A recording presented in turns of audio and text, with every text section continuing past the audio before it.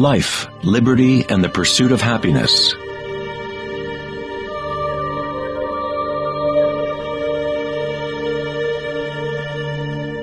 We live our lives pursuing happiness out there, as if it is a commodity. We have become slaves to our own desires and craving.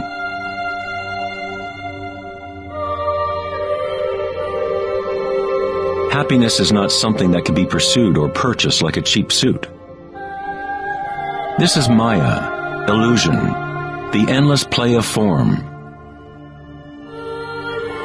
In the Buddhist tradition, samsara, or the endless cycle of suffering, is perpetuated by the craving of pleasure and aversion to pain.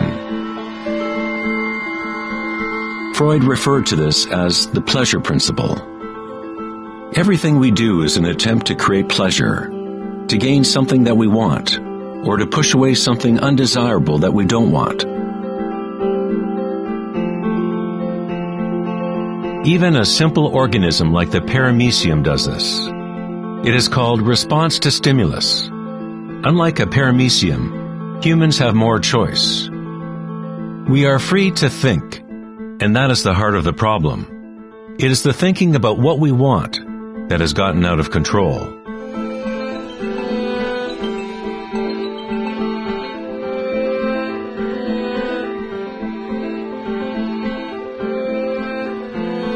Safety systems armed. 10, 9, 8, 7, 6, 5, 4, 3, 2, 1, 0, and liftoff of Endeavour, going where East and West do meet at the International Space Station. The dilemma of modern society is that we seek to understand the world not in terms of archaic inner consciousness, but by quantifying and qualifying what we perceive to be the external world by using scientific means and thought. Thinking has only led to more thinking and more questions. We seek to know the innermost forces which create the world and guide its course. But we conceive of this essence as outside of ourselves, not as a living thing intrinsic to our own nature. It was the famous psychiatrist Carl Jung who said, "One who looks outside dreams. One who looks inside awakes." It is not wrong to desire to be awake, to be happy. What is wrong is to look for happiness outside, when it can only be found inside.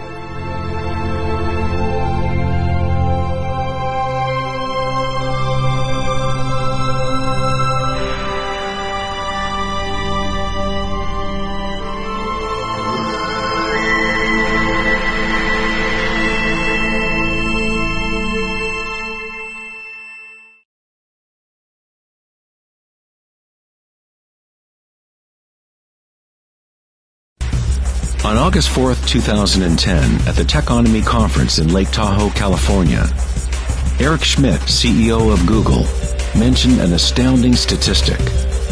Every 2 days now, we create as much information as we did from the dawn of civilization up until 2003, according to Schmidt. That's something like 5 exabytes of data. Never in human history has there been so much thinking, and never has there been so much turmoil on the planet.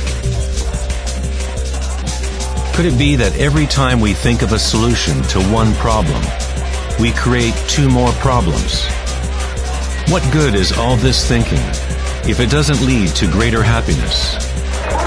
Are we happier, more equanimous, more joyful as a result of all this thinking? Or does it isolate us, disconnect us from a deeper and more meaningful experience of life?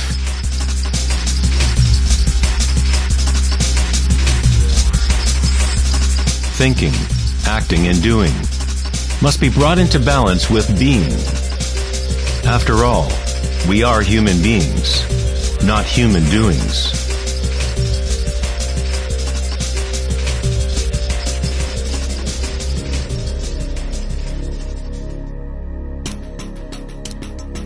We want change, and we want stability at the same time. Our hearts have become disconnected from the spiral of life. the law of change, as our thinking minds drive us towards stability, security, and pacification of the senses. With a morbid fascination, we watch killings, tsunamis, earthquakes, and wars. We constantly try to occupy our mind, fill it with information. TV shows streaming from every conceivable device, games and puzzles, text messaging, and every possible trivial thing. We let ourselves become mesmerized with the endless stream of new images, new information, new ways to tantalize and pacify the senses. At times of quiet inner reflection, our hearts may tell us that there is more to life than our present reality, that we live in a world of hungry ghosts, endlessly craving, and never satisfied.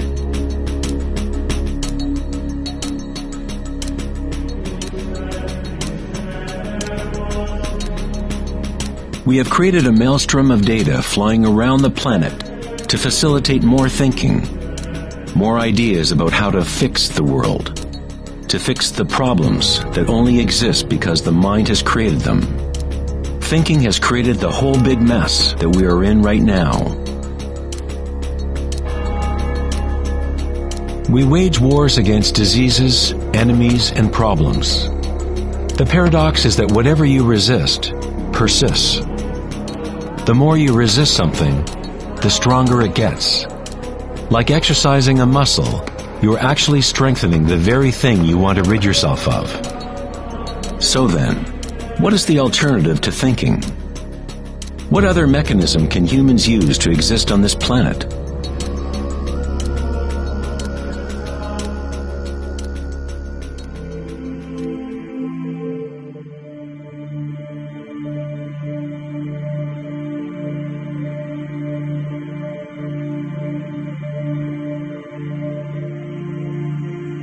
While Western culture in recent centuries has focused on exploring the physical by using thought and analysis, other ancient cultures have developed equally sophisticated technologies for exploring inner space.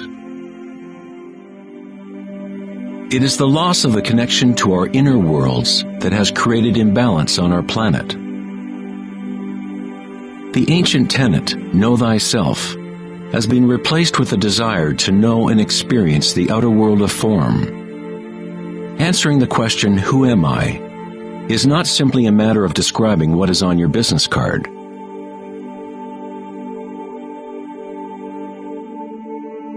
In Buddhism, you are not the content of your consciousness. You are not merely a collection of thoughts or ideas, because behind the thoughts is the one who is witnessing the thoughts.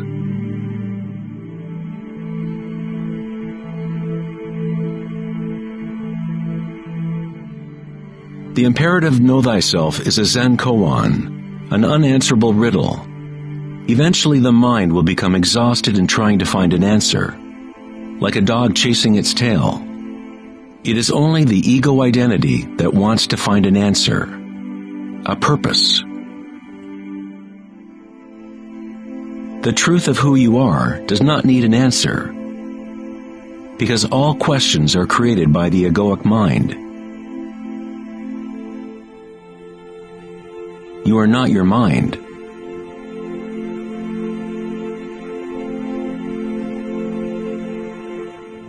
The truth lies not in more answers, but in less questions.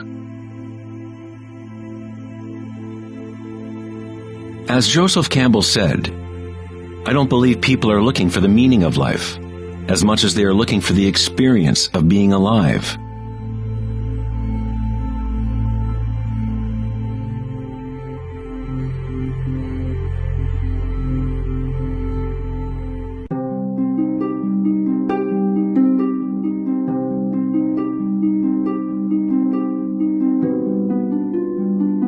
When the Buddha was asked, "What are you?" he said simply, "I am awake." What does this mean, to be awake?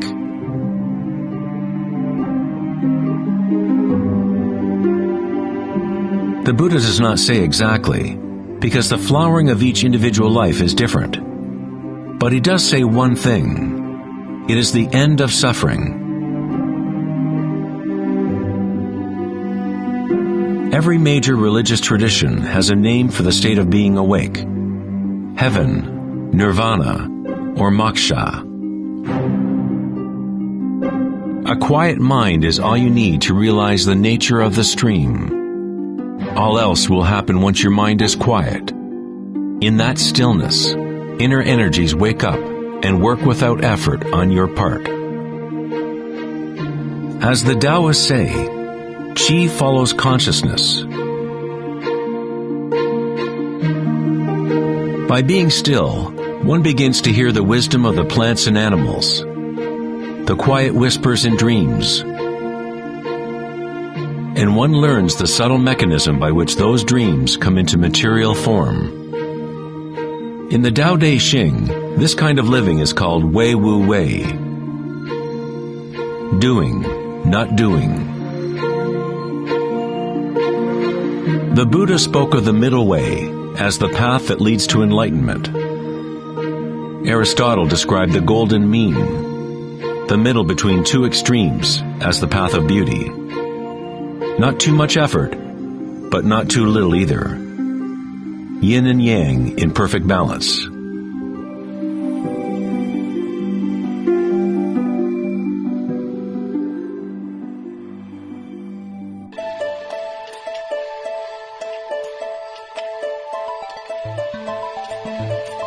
Vedanta's notion of Maya, or illusion, is that we do not experience the environment itself, but rather a projection of it, created by thoughts. Of course, your thoughts let you experience the vibratory world in a certain way, but our inner equanimity need not be contingent on external happenings. The belief in an external world, independent of the perceiving subject, is fundamental to science. But our senses only give us indirect information. Our notions about this mind-made physical world are always filtered through the senses, and therefore always incomplete. There is one field of vibration underlying all of the senses. People with a condition called synesthesia sometimes experience this vibratory field in different ways. Synesthetes can see sounds as colors or shapes, or associate qualities of one sense with another. Synesthesia refers to a synthesis or intermingling of the senses. The chakras in the senses are like a prism, filtering a continuum of vibration. All things in the universe are vibrating, but at different rates and frequencies. The Eye of Horus is made up of 6 symbols, each representing the senses. Like the ancient Vedic system, thought is considered to be a sense.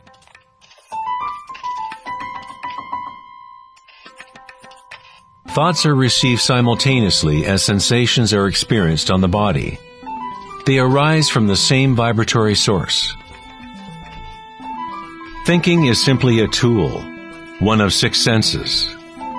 But we have elevated it to such a high status that we identify ourselves with our thoughts. The fact that we do not recognize thinking as one of the 6 senses is very significant. We are so immersed in thought that trying to explain thought as a sense is like telling a fish about water. Water? What water?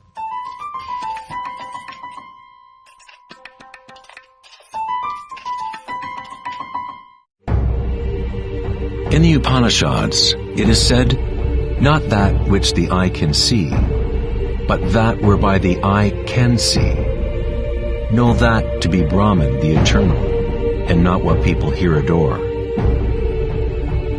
Not that which the ear can hear, but that whereby the ear can hear. Know that to be Brahman, the eternal, and not what people here adore. Not that which speech can illuminate, but that by which speech can be illuminated. Know that to be Brahman the eternal, and not what people here adore.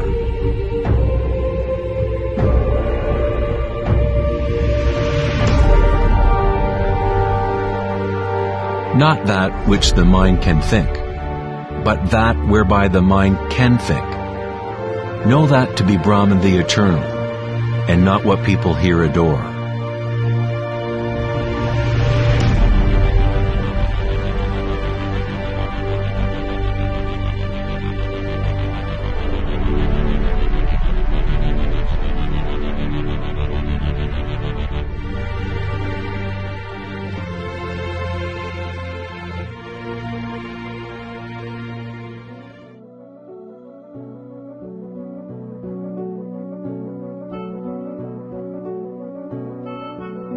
In the last decade, great advances have taken place in the area of brain research. Scientists have discovered neuroplasticity, a term which conveys the idea that the physical wiring of the brain changes according to the thoughts moving through it. As Canadian psychologist Donald Hebb put it, neurons that fire together, wire together.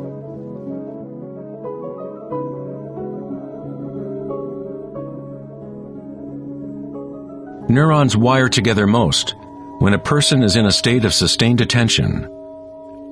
What this means is that it is possible to direct your own subjective experience of reality. Literally, if your thoughts are ones of fear, worry, anxiety, and negativity, then you grow the wiring for more of those thoughts to flourish. If you direct your thoughts to be ones of love, compassion, gratitude, and joy, you create the wiring for repeating those experiences. But how do we do that if we are surrounded by violence and suffering? Isn't this some kind of delusion or wishful thinking?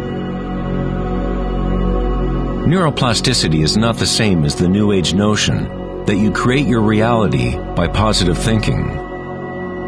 It is actually the same thing that the Buddha taught 2,500 years ago. Vipassana meditation, or insight meditation, could be described as self-directed neuroplasticity. You accept your reality exactly as it is, as it actually is. But you experience it at the root level of sensation, at the vibratory or energetic level, without the prejudice or influence of thought, through sustained attention at the root level of consciousness. The wiring for an entirely different perception of reality is created.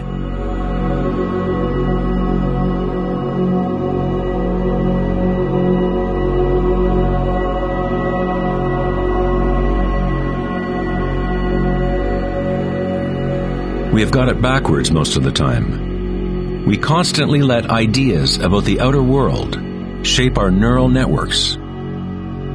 But our inner equanimity need not be contingent on external happenings. Circumstances don't matter. Only my state of consciousness matters. Meditation in Sanskrit means to be free of measurement, free of all comparison, to be free of all becoming. You are not trying to become something else. You are okay with what is. The way to rise above the suffering of the physical realm is to totally embrace it, to say yes to it, so it becomes something within you, rather than you being something within it.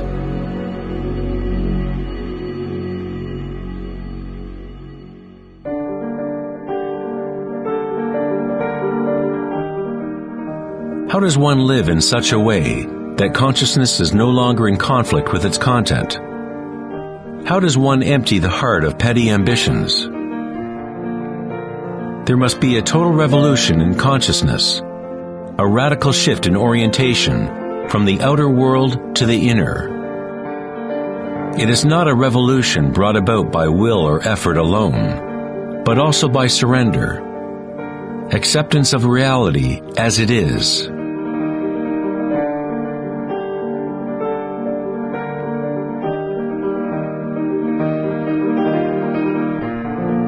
The image of Christ's open heart powerfully conveys the idea that one must open to all pain. One must accept all, if one is to remain open to the evolutionary source. This doesn't mean you become a masochist. You don't look for pain. But when pain comes, which it inevitably does, you simply accept reality as it is, instead of craving some other reality.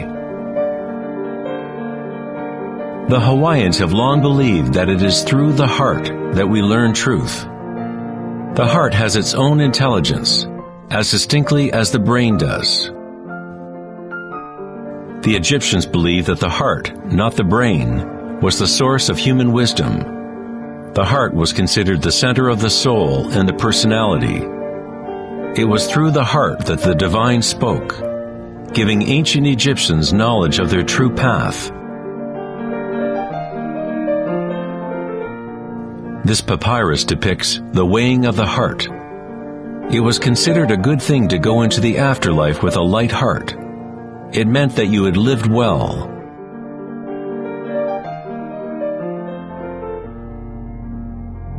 One universal or archetypal stage that people experience in the process of awakening the heart center is the experience of one's own energy as the energy of the universe.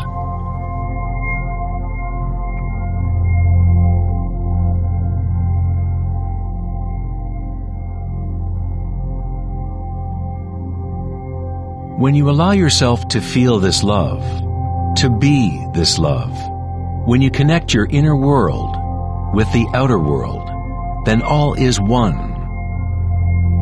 How does one experience the music of the spheres? How does a heart open?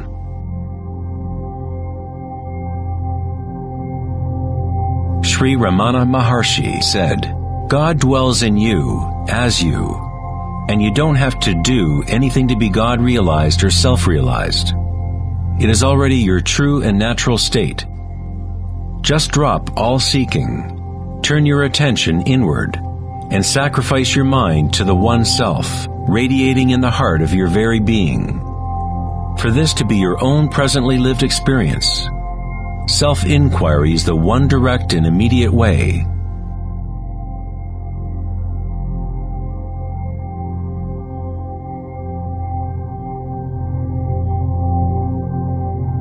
When you meditate and observe sensations within, your inner aliveness, you are actually observing change. This force of change is the arising and passing away as energy changes form.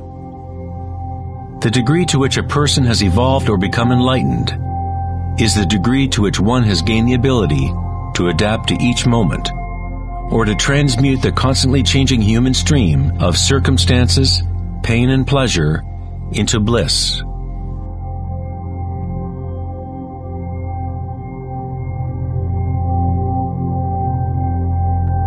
Leo Tolstoy, author of War and Peace, said, "Everyone thinks of changing the world, but no one thinks of changing him or herself."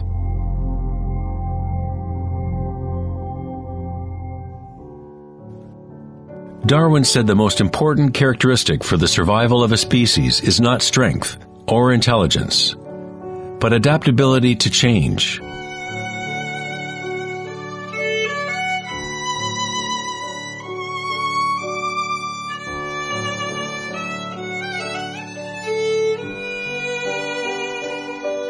One must become adept at adapting.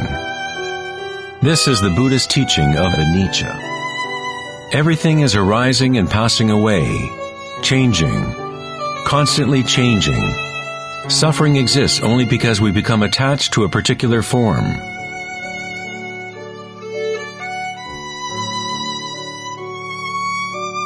When you connect to the witnessing part of yourself with the understanding of anicca, bliss arises in the heart.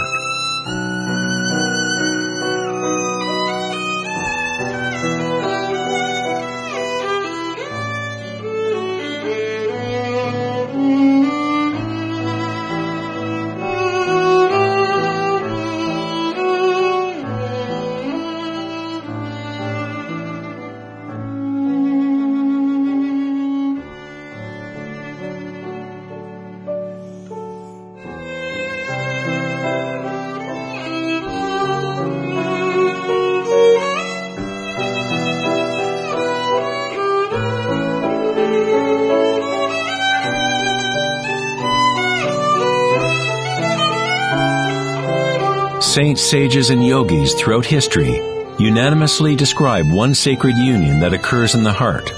Whether it is the writings of St. John of the Cross, Rumi's poetry, or the tantric teachings of India, all of these different teachings try to express the subtle mystery of the heart. In the heart is the union of Shiva and Shakti, masculine penetration into the spiral of life, and feminine surrender to change,